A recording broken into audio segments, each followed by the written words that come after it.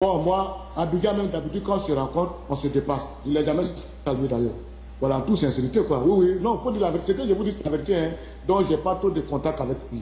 Mais si je rencontrais au Togo, j'allais rien lui dire. Non, j'allais le dépasser carrément. Parce que je me dis, pourquoi bon causer avec des gens qui ont envoyé la guerre dans mon pays.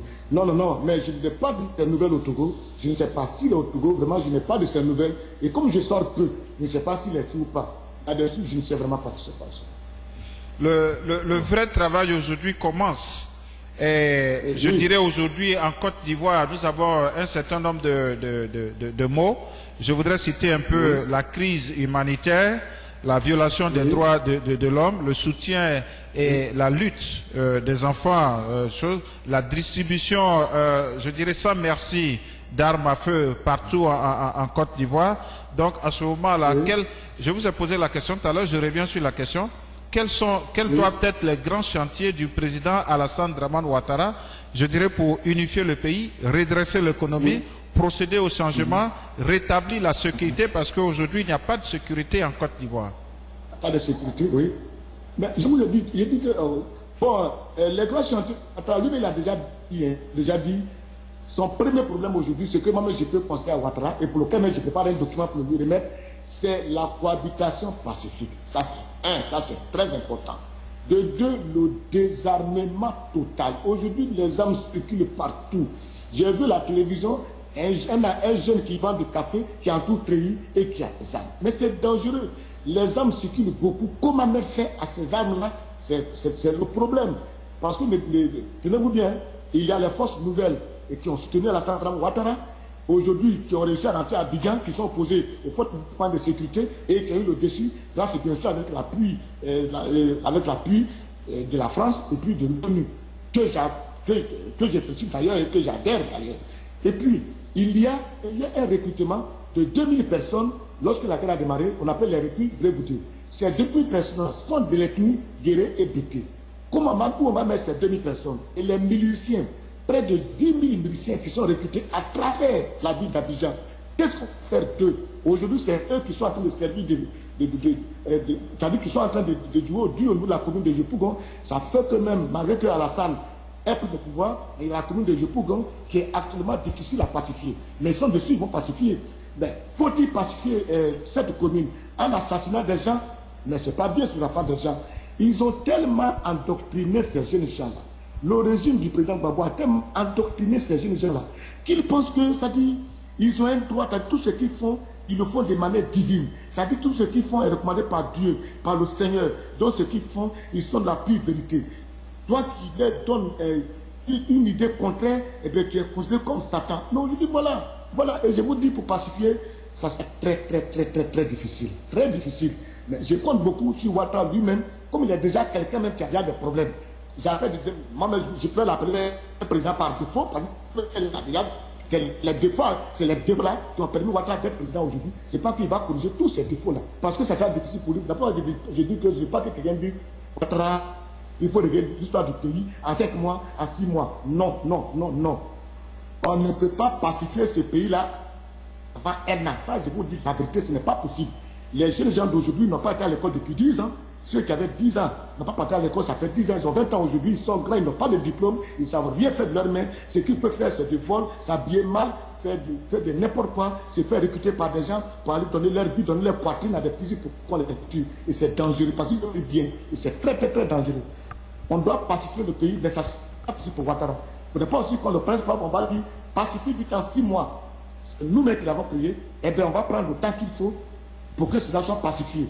Parce qu'au sein même de l'armée, il y a déjà beaucoup de divisions. C'est déjà un problème. Au lieu des forces nouvelles, les forces nouvelles sont là, l'armée est là, les militaires sont là. On met tout cela. 3 armées qui se rencontrent dans un pays de 320 000 km². Mais c'est grave. Combien d'armes? Ça dit aujourd'hui, un Ivoirien à 4 armes. Moi-même, je sais. J'ai vu même un coradier qui a vendu une arme qui va moi. C'est grave. Quand tu vois tout ça, c'est grave. Quand tu vois ça, tu as peur pour ton pays. Et je dis, Alassane aura beaucoup de problèmes parce que le pays, il va aller pas à pas, il va le réussir avec la volonté des gens, mais que chacun y mette à bon fond. Pour que ce qui est arrivé, que ça ne nous arrive plus. Et c'est très important. Mais comme chacun a vu maintenant que la guerre n'est pas bonne, chacun a subi la guerre, je pense que chacun comprendra que la guerre n'est pas bonne. Oui. Monsieur Bidefer, vous avez oublié de citer tout à l'heure le commando invisible d'Abobo. Ça c'est d'un. Et de deux, est-ce qu'on pourrait qualifier la guerre de Côte d'Ivoire d'une guerre vraiment inutile? Excusez-moi le thème, je voudrais quand même le dire parce que aujourd'hui nous sommes tous blessés dans notre amour propre. C'est un mot qui n'est pas gentil à dire devant des caméras, mais je vais le prononcer quand même. Peut-être qu'après mes patrons vont me tirer les oreilles. Mais est-ce que vous pouvez en qualifier la guerre de la Côte d'Ivoire d'une guerre vraiment imbécile? C'est une guerre inutile. Ça dit pour des ambitions d'accéder au pouvoir, ils ont créé une fracture au sein de la nation. Quand on parle du mot ivoirité, ivoirité en fait ce n'est pas une mauvaise chose. C'est un concept, c'est une philosophie dans laquelle on doit connaître comment l'Ivoirien s'habille, comment l'Ivoirien mange, comment il danse, comment il chante. C'est tout. Mais aujourd'hui la Côte d'Ivoire est un pays bâtard. On n'a même pas de repères, ni rien. Quand tu prends un pays comme le Togo, tu vois le Togo c'est qu'il mange. Tu sais, il va manger à combien. Tu sais comment il s'habille. Tu sais comment il va danser. Tu sais comment il chante. Mais aujourd'hui, nous n'avons pas de musique ivoirienne. Afin nous avons des chansons ivoiriennes, mais on n'a pas de musique ivoirienne. Donc, le concept d'ivoirité, moi, il m'a plu. Peut-être, je le reproche au président Henri Konan Bédié, j'ai dit, si Bédié l'avait dit, au cours d'un conseil, au cours d'une manifestation culturelle, ça aurait eu son sens culturel. Mais comme il a prononcé ce mot à un meeting politique, et ça a pris la voie politique. Et tout ceci, le mot ivoirien est sorti avec l'arrivée de Alassane Dramane Ouattara. Et ça fait que tous ceux qui étaient de l'ethnie du Nord, on a commencé à les taxer de Burkinabés, des Maliens. D'abord, le qui est venu aussi, il a récupéré le concept parce que ça pouvait l'aider à écarter des électeurs. Mais pourquoi? Pour une question de simple voie, de simple. On a permis comme ça que cette fracture, et aujourd'hui, les gens se sont entretués. Une guerre nulle et inutile. Quand on parle des enfants ceux qui ont pris les armes, mais ils étaient au Burkina. J'ai fait partie des premières personnes, moi je dis au président Gbagbo à Boissou, à la fin de sa campagne contre Guy Robert, j'ai dit mon président, il y a des jeunes gens qui sont en exil au Burkina, c'est des jeunes militaires. Dès que tu passes président, fais-les entrer. Il dit oui, j'ai compris. Quel est le président? Est-ce qu'il fait entrer? Pas du tout. Ils étaient là-bas, ils traînaient. Devant le président pour les spécimens. Ils sont venus à la prison. Tu parles quelqu'un comme à la même arraché ses dents. Bon, tout ça dit c'est une affaire qu'on pourrait régler facilement à nous Ivoiriens. À force de vouloir être élu à 100% des voix, en écartant d'autres personnes, ça nous a mis dans une affaire inutile. La guerre de la Côte d'Ivoire est une guerre inutile, provoquée par les intellectuels ivoiriens qui font de la politique. À force de faire la politique, on a l'impression qu'ils ont perdu tout sens de discernement, ils ne sont plus intelligents, ils sont tous devenus bêtes, ils dorment tous oreilles bouchées. Pour des petits portes, pour des petites villas, pour des grosses voitures, pour des petites filles. Point barre. Dangereux pour eux. Beaucoup de journaux ont écrit que les conditions dans lesquelles le président Gbagbo a été arrêté affaiblissent le président Alassane Dramane Ouattara.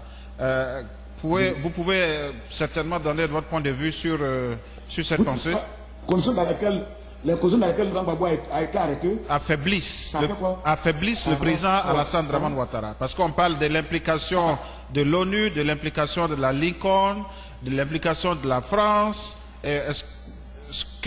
Comment voyez-vous cette... Moi, les pseudo-intellectuels africains, là, ils n'ont qu'à rester tranquilles. Ils n'ont qu'à rester tranquilles.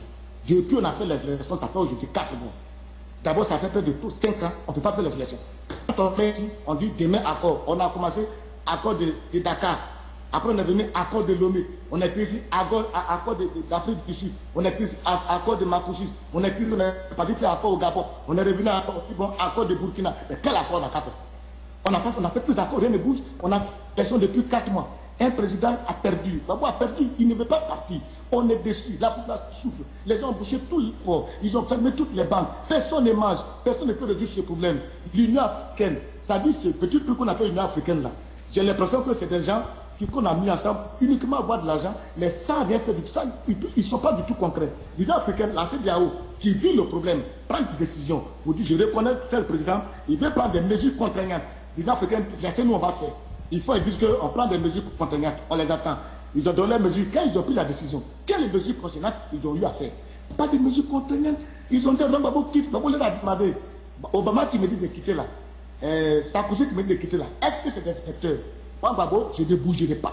Et la Côte d'Ivoire sombrait. Il n'y a pas de mesures contraignantes que l'Union africaine a proposées. On ne va rien venir. Si Dieu merci, la force du corps, je ne dis pas Dieu merci, parce que ce n'est pas bien avec venir enlever quelqu'un avec les armes, mais tout ça que Blanc Gbagbo a refusé. C'est tout ça qui est arrivé. Mais dire que pourquoi la force du corps est arrivée pour venir enlever Gbagbo, qui va enlever Gbagbo? Qui? C'est pas l'Union africaine. C'est pas qu'ils viennent, même pas ce qu'ils disent même. Quand ils viennent à Abidjan, c'est pour dormir dans l'hôtel au plateau là. Ils dorment à l'hôtel au plateau. Quand ils passent, on tire sur eux, ils ne peuvent pas parler. Et puis ils ont pris d'accord contenant. Ils ont fait quoi? Rien du tout. Ils n'ont qu'à arrêter leur manière de réfléchir. Il ne faut pas te trouver dans notre pays et puis fouiller tes livres de philosophie pour nous imposer ça ici en Côte d'Ivoire parce que c'est nous qui vivons ça. Vous ne vivez pas ça là-bas. C'est nous qui ne partons plus au travail, c'est nous qui ne faisons plus rien, c'est nos enfants qui partent plus à l'école, c'est nos femmes aujourd'hui qui sont obligées de se prostituer, de nous tromper à la maison parce que tu lui donnes 1000 francs. Au repas, tu trouves que tu as beaucoup de viande, on te trompe, et c'est vrai, aujourd'hui les foyers sont en train de se diviser. Si on a utilisé des moyens pour faire partie de Gbagbo Lora, je pense qu'ils n'ont qu'à rester tranquilles, ils n'ont qu'à garder leur philosophie chez eux à la maison là-bas. Point barre. Monsieur Bidefer, 17 pays africains, oui. 17 pays africains cette année vont aux élections. Est-ce que ce qui s'est passé en Côte d'Ivoire n'est pas un signal fort pour ceux-là même qui pensent que sans eux, leur pays ne peut pas survivre, sans eux, leur pays ne peut pas continuer sur le chemin du développement? Est-ce que ce n'est pas un signal fort? Parce qu'on sait par exemple qu'en Afrique, il y a des présidents qui sont là, ça fait 10 ans. Il y a des présidents qui sont là, ça fait 20 ans. Il y a des présidents qui sont là, ça fait 30 ans, voire 40 ans. Comment, sur certains des hommes, quelqu'un peut se penser être plus intelligent que les autres? Est-ce que ce n'est pas un signal fort ici? Et c'est en Afrique qu'on voit ça ainsi. Voilà pourquoi souvent je dis que l'Afrique la même lance. Je me rappelle une petite histoire. Il y a eu quelque chose qui s'est passé dans le ciel au paradis. Il y a un blanc qui est venu téléphoner en Europe. Quand il a téléphoné, il a fait 10 minutes. Son coup de fil, il a payé 15 000. Il y a un Américain qui est venu téléphoner. Quand il a téléphoné en Amérique, c'était au paradis. Il a payé, il a fait que 15 minutes. Il a payé 15 000 francs. Et il y a un Noir qui est venu téléphoner chez lui, en Afrique. Il a téléphoné pendant 2 heures de temps. Tu sais qu'on lui a dit, on dit qu'il vient payer que 500 francs. Il dit, mais pourquoi j'ai téléphoné 2 heures de temps, j'ai payé 500 francs.